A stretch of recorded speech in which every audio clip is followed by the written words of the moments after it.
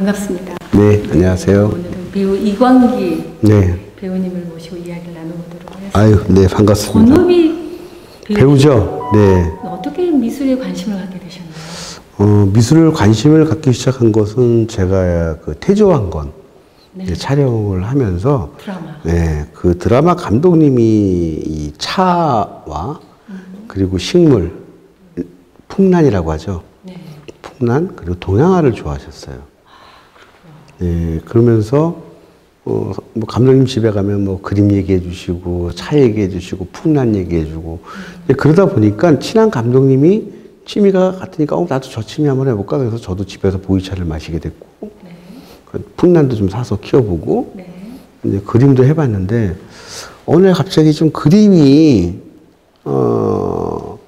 좀 내가 한국화도 물론 좋지만 좀 나하고는 그 자기하고 맞는 게 있잖아요. 그래서 약간 근대 미술이 나랑 좀 맞겠다 싶어서 그래서 제가 그때 30대였어요. 그러니까 30대 제가 네, 30대 한 초반 정도였죠.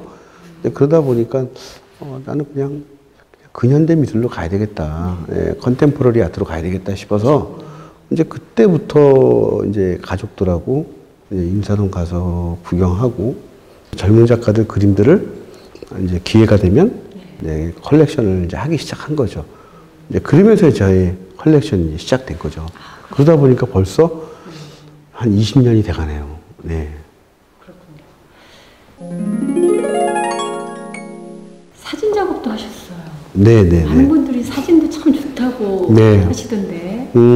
사진은 사실 우리의 직업이 네. 사실 사진을 찍히는 직업이잖아요. 그렇죠. 네. 그리고 우리가 모델인 개념이고, 네. 그러다 보니까 어느 정도의 그 메커니즘은 다 알잖아요. 네. 구도, 그리고 어떤 배경, 이런 걸 워낙 우리가 항상 그 카메라 감독님들과 항상 촬영 다니면서 그 생활을 하다 보니까 워낙 잘 알다 보니까, 그래서 화진 작가한테 물어봤어요. 어떤 작가랑 같이 가셨어요? 신미식 작가님이라고 있었어요. 신미식 작가랑 저 개인적으로 친했어요. 신미식 작가님께서 물어봐죠. 형님, 나 사진 찍고 싶다. 내가 IT 같은데 해외 봉사 나가면 아이들의 우는 모습이 아니라 아이들의 해맑은 모습을 찍고 싶다. 좀 알려주세요. 카메라 찍는 방법 알려주세요. 그러니까 야, 요즘 카메라가 너무 좋아. 네가 그리고 찍어봐. 네가 감동이 느끼면 그때 셔터를 눌러. 그러면 그게 너의 작품이 될 거야. 인생샷이 될 거야. 그러면서 항상 해외 봉사 나갈 때마다 제가 카메라를 들고 나가서 찍기 시작한 거죠. 그러니까 저의 사진의 태반이 다 아이들 사진이에요. 그렇군요. 예. 근데 그렇게 찍다가 계속 저는 전시를 하다 보니까, 내가 하고 싶은 얘기가 있는 거예요. 그러다가 문영태 작가와 이런 얘기, 작품에 대해서 서로 얘기를 하다가 문영태 작업에 대한 얘기, 그리고 내가 어떤 것을 할 것에 대한 얘기를 하다가, 이 부분을 내가 한번 사진 작업을 한번 옮겨봐야 되겠다. 작가들이, 형이 한번 직접 작업을 해보세요. 남들 다 작업하는데 형도 작업하면 정말 잘하실 것 같다. 그래서 했던 것이 이제 사진 작업인데, 어떻게 보면 내 자신에 대한 이야기였어요. 삶과 죽음에 대한 이야기, 그리고 상처와 회복에 대한 이야기. 네, 그래서 첫 전시 제목이 삶이 꽃이라면 죽음은 삶의 뿌리다. 굉장히 철학적으로 들리는데요. 왜냐하면 감동적이었어요. 저는 제가 죽어가는 꽃이라고 생각을 했거든요. 근데 어느 날 시간이 지나고 나니까 내가 꽃이 되어 있는 거예요. 하루, 이틀, 3일을 내가 시간을 정하고 세팅을 탁 해놓고 나서 하루에 몇 시간씩 계속 셔터를 계속 누르는 거예요. 근데 그러다 보면 내 그 셔터 프레임 안에 딱 내 마음에 들어오는 게 있는 거예요. 그 안에 죽음과 삶과 그리고 생명과 소멸과 이 모든 게 다 있는 거예요. 그리고 거기 또 가짜는 뭐냐. 요즘 온라인과 오프라인 세상에 대한 이야기를 하고 싶었어요. 가짜의 삶이냐 진짜의 삶이냐. 그리고 이중적 잣대에 대한 이야기를 해주고 싶었어요. 네. 이 녹화문화공간 이름도 끼던데요. 네. 이 공간을 만들게 된 배경과 지금 하고 있는 활동이 되게 궁금합니다. 저는 사실 이 공간에 대한 것은 결국은 모든 것은 제가 힘들 때 모든 것이 됐던 것 같아요. 기존에는 그냥 배우, 그냥 컬렉터였더라면 제가 2010년을 기준으로 해서 내가 보지 못했던 것을 IT에 가서 볼 수 있었다는 것. 예. 그리고 내 주변을 볼 수 있게끔 해줬다는 게 감사했고, 그리고 시간이 흐르면서 그런 미술 전람회를 하면서, 아, 이게 사람이 모여 있으면 나만의, 플랫폼이 좀 있어야 되겠다. 이제 그러면서 제가 찾아다녔는데, 출판 도시를 제가 또 좋아했어요. 제가 인근에 살다 보니까, 파주 출판 도시가 출판만 있는 게 아니라 아름다운 건축물 있죠. 그리고 인문학이 있죠. 그리고 무엇보다도 또 자연 환경이 좋고요. 그리고 산이 있고 강이 있고, 그리고 무엇보다도 여기 아티스트들이 의외로 많이 보석처럼 숨어 있어요. 아, 그럼 이 공간에 내가 들어와서 내가 할 수 있는 것들이 많겠구나. 그러니까 도심 속의 힐링 공간이다라고 생각을 했죠. 그래서 여기에 오래전에 터를 잡아놓고 제가 이 공간의 이름을 끼로 한 게, 제가 사실 기독교인데 제가 항상 데살로니가전서 보면 항상 기뻐하라, 쉬지 말고 기도하라, 범사에 감사라는 말이 있습니다. 근데 항상 기뻐하라. 내가 하나님을 만나지 않았으면 기뻐함이 없었을 거라고 저는 생각을 했거든요. 그래, 그럼 이 공간이 항상 기뻐하는 공간이 되자. 기쁘지 않은 사람들도 이곳에 오면 기뻐할 수 있게끔 만들 수 있는 문화예술로서 그들의 문화 향유와, 그리고 그들이 갈증을 문화예술로서 풀어줄 수 있는 공간을 한번 만들어보자. 미약 하나만 내가 한번 만들어보자. 그래서 저는 이것도 그래서 끼로 한 거예요. 끼가 결국은 기쁨이기도 하고 재능이기도 하잖아요. 여기 오면 누구나가 다 재능이 있는 자들이 되는 거죠. 그래서 제가 목사님한테 건축 삽질할 때부터 목사님, 나 여기 이 끼가 정말 샘물이 샘솟는, 기쁨이 샘솟는 공간이 되게 해주십시오. 그렇게 기도해서 조정민 목사님께서 오셔서 기도 다 해주시고, 또 여기 또 오픈할 때도 또 조정민 목사님이 오셔서 다 기도해 주시고, 그래서 이 공간이 정말 좋은 기운이 샘솟는 그런 공간을 만들기 위해서 지금 애쓰고 있습니다. 그럼 이 공간을 만드시고 주로 어떤 활동을 해오셨나요? 이 공간에서 일단 많은 사람들끼리 모여서 관계에 대한 시간도 많이 갖고요. 그리고 여기서 토크 프로도 진행하고, 그리고 제가 심지어는 뭐 광고, 예능 프로 대관도 해주고요. 그리고 제가 좋아하는 작가들의 기획 전시도 열고요. 그리고 제가 여기서 요즘에는 이제 경기문화재단과 함께 아트 경기라고 해서 경기도 작가들 판매, 유통 활성화를 위한 프로젝트를 함께 나눠서 작년에 그래도 좋은 어려운 시기에 온라인으로서 유튜브 광기 채널을 통해서 우리 경기도 작가들을 소개를 해서 반응이 좀 좋았어요. 그래서 올해도 이제 앞으로 계속 할 거고요. 기존에 갖고 있던 전시장이나 복합문화 공간이 갖고 있는 기능을 네. 굉장히 확장하신 것 같아요. 지금 미술 경매, 네. 뭐 전시를 넘어서 그런 것도 활동하고 계시잖아요. 그렇죠. 네네네. 보람 있죠. 이제 남들은 보면 너무 잘 되니까 내가 무슨 떼돈 버는 줄 알더라고요. 근데 사실 이거 저 혼자 할 수 있는 게 아니잖아요. 이런 거를 하려면 다 스태프들이 있고 파트너가 있어야 되는 거예요. 근데 사실 이쪽 문화예술 인력들이 은근히 고급 인력들이에요. 예. 그리고 이거를 운영한다는 게 쉽진 않죠. 또 이 넓은 공간을.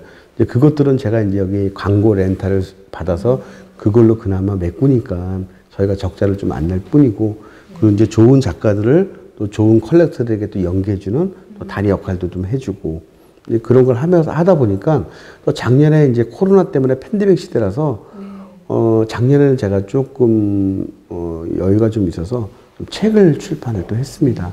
또 책을 통해서 내가 흘렸던 눈물이 꽃이 됐던 것처럼 이 코로나 시대에 정말 겉으로는 울지 않지만 속으로 눈물을 흘리시는 분들도 의외로 많았을 거라고 생각을 해요.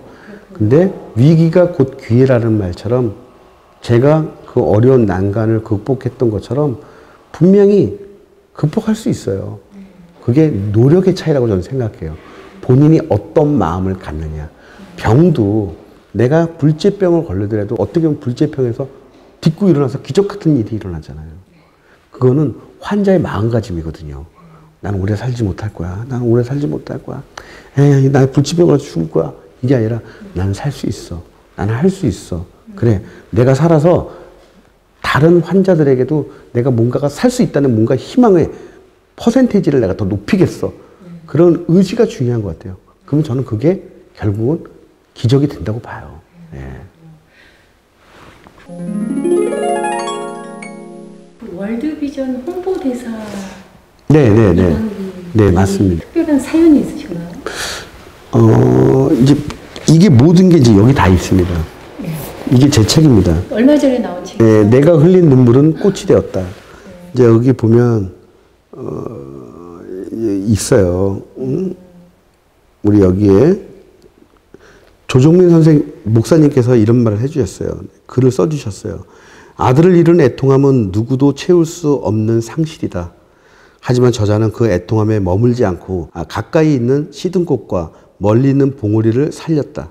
이 팬데믹 시대에 누구도 길들일 수 없는 애통함에 젖어있는 나그네들에게 눈물이 꽃이 된 그의 기록은 참으로 귀한 선물이다.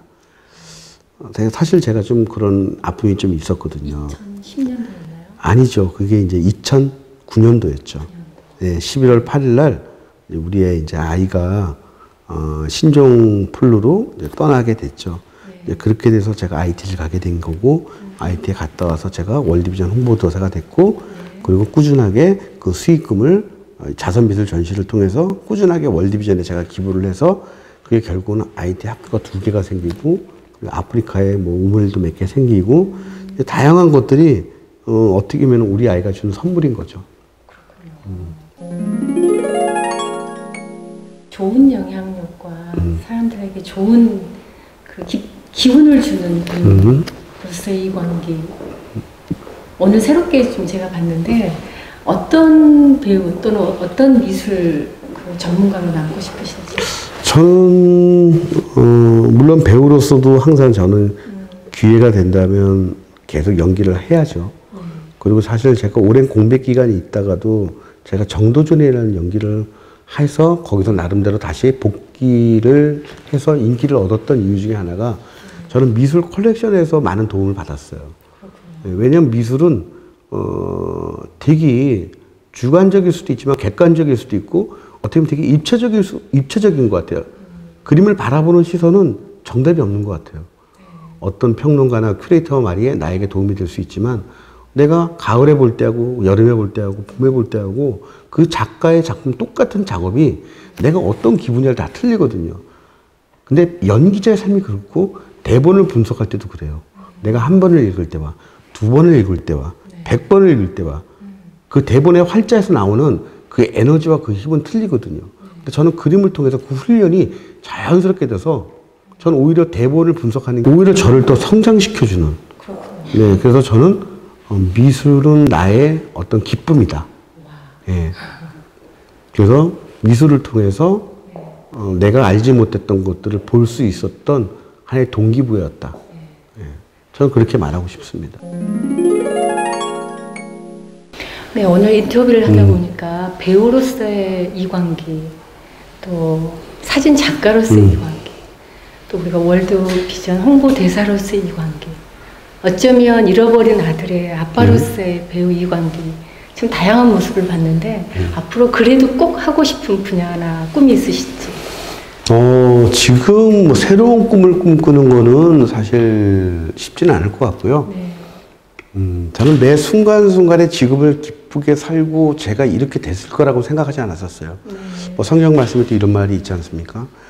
내가 아무리 그 길을 계획할지라도 그 길을 인도하시는 분은 여호와시라고 하셨던 것처럼 저는 그게 진리였던 것 같아요. 옛날에는 내가 계획하고 그게 안 되면 원통하고 화나고 분노하고 스트레스 받고 근데 내가 계획하지 않고 내 순간에는 이거를 내가 즐기고 있다 보니까 내가 어떻게 이렇게 기획자가 됐겠어요. 네. 그냥 그 순간순간을 즐기고 내가 이 순간을 통해서 누군가에게 기쁨을 줄 수 있다는 그 설렘으로 그냥 하루하루를 살다 보니까 어느덧 벌써 10년이 흐른 거예요. 네. 나도 모르게 거의 전문가 이상이 됐다고들 그렇게 말씀을 해주시니까 오히려 감사한 거예요. 제가 오히려 전문가가 되려고 전문가가 된 게 아니거든요. 알겠습니다. 네, 그래서 저는 저희 꿈은 매 순간순간을 즐기고 그리고 내가 누군가에게 내가 알고 있는 다양한 컨텐츠들을 나누고 싶습니다. 나눈다는 게 가장 좋은 내 꿈이 아닐까 생각됩니다. 얼마 전에 이 출간 이 책도 많은 분들이 읽고 네. 좋은 뜻에 같이 동참할 수 있었으면 너무 좋겠어요. 네, 그리고 저는 사실 이 책을 네. 제가 물론 집필자는 이광기로 돼 있지만 네. 제가 항상 얘기합니다. 이 많은 스토리와 기적 같은 일들, 이 책에 나와 있는 스토리를 만들어준 거는 우리 아들이거든요. 네. 네, 그래서 저는 이 수익 인세를 저는 도저히 제가 못 써요. 그래서 저는 이 인세 전액을 저는 또 월드비전에 기부하기로 이렇게 약속을 또 했습니다. 그러니까 네. 여러분들 이 책을 사시면요, 또 우리 월드비전에 또 좋은 일에 또 쓰여지고 또 책 내용을 읽어보시면 다들 그러시더라고요. 가족의 소중함을 다시 한번 느끼게 해준다고. 네. 저도 꼭 한번 다시 읽고 네. 네, 동참하도록 하겠습니다. 리뷰 꼭 해주셔야 돼요. 리뷰하겠습니다. 네, 잘해 주실 것 같아요. 네, 네. 감사합니다. 네, 감사합니다. 네.